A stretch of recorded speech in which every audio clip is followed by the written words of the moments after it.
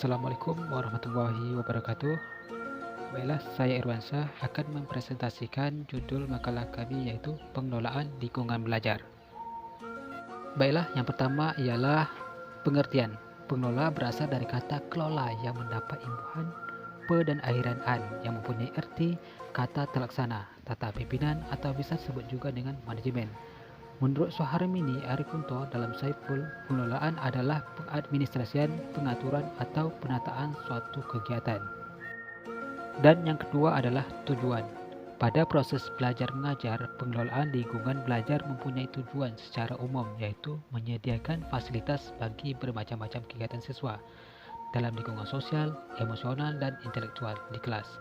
Fasilitas yang disediakan itu memungkinkan siswa untuk belajar dan bekerja dan mengembangkan sikap apresiasinya siswa. Yang ketiga adalah macam-macam. Lingkungan belajar merupakan sarana dan prasarana yang bisa menunjang materi yang didapatkan dari gurunya. Lingkungan belajar tidak terpatok pada lingkungan sekolah atau universitas, akan tetapi lingkungan belajar bisa berada di luar lingkungan sekolah. Dengan kata lain, lingkungan belajar dibagi menjadi dua macam. Yang pertama adalah lingkungan belajar indoor.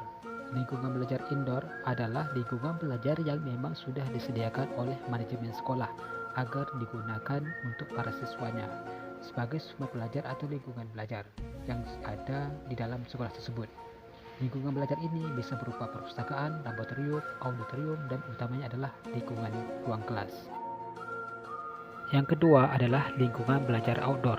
Lingkungan belajar outdoor adalah kebalikan dari lingkungan belajar indoor, yaitu lingkungan atau sarana belajar yang berada di luar lingkungan sekolah.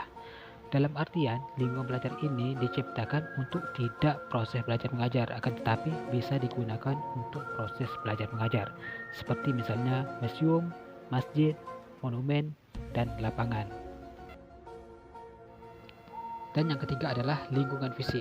Lingkungan fisik adalah lingkungan yang memberi peluang gerak dari segala aspek yang berhubungan dengan upaya penyelenggaraan pikiran bagi peserta didik setelah mengikuti proses pembelajaran yang sangat membosankan. Lingkungan fisik ini meliputi sarana dan prasarana pembelajaran yang dimiliki sekolah seperti lampu, ventilasi, bangku, dan tempat duduk yang sesuai untuk peserta didik dan lain sebagainya. Dan yang keempat adalah lingkungan sosial. Lingkungan sosial adalah berhubungan dengan pola interaksi antar personil yang ada di lingkungan sekolah tersebut. Lingkungan sosial yang baik memungkinkan para peserta didik untuk berinteraksi secara baik, peserta didik dengan peserta didik, guru dengan peserta didik, guru dengan guru, atau guru dengan karyawan dan peserta didik dengan karyawan, serta secara umum interaksi antar personil. Dan yang terakhir adalah lingkungan rumah.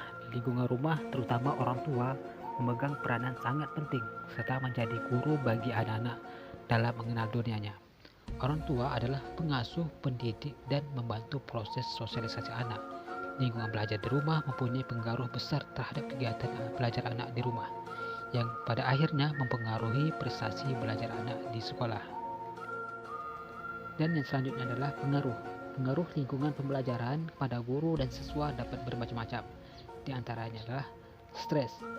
Lingkungan pembelajaran dapat menimbulkan stres tidak hanya pada siswa tetapi juga pada guru, sekalipun apabila tidak dimanajemenkan dengan baik. Yang kedua adalah keamanan. Keamanan memegang peranan penting. Lingkungan yang tidak aman akan tentu saja berdampak amat buruk pada pembelajaran.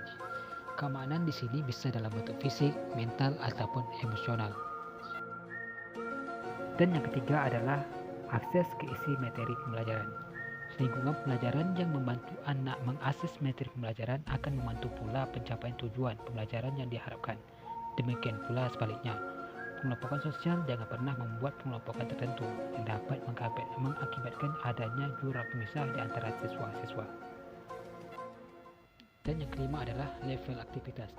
Tingkatan atau level aktivitas pembelajaran yang diatur sedemikian rupa sehingga memungkinkan siswa menyelesaikan tugas-tugas yang diberikan dengan cukup usaha atau tidak terlalu gampang dan tidak terlalu susah akan menciptakan lingkungan pembelajaran yang optimal.